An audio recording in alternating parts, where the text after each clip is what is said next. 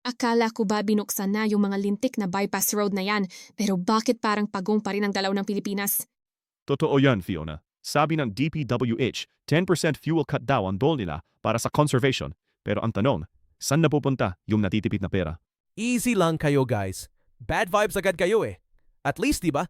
May mga bagong kansada na para iwas traffic at mas mabilis na makabiyahe. Olol, ang mahal na ng gas? Tapos itong DPWH, ngayon lang naisipang magtipid kung kailan tuyod na ang pitaka ng taumbayan. Oo, infrastructure projects are good for the economy.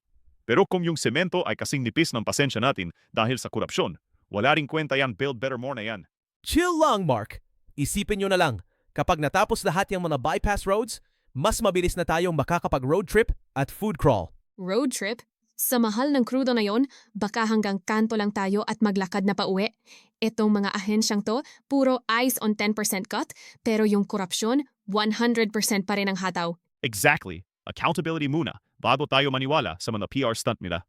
Kailangan nating makita kung ramdam pa talaga ng mga driver at commuter ang pagbabago o baka drawing na naman. Sa bagay, valid naman points nyo.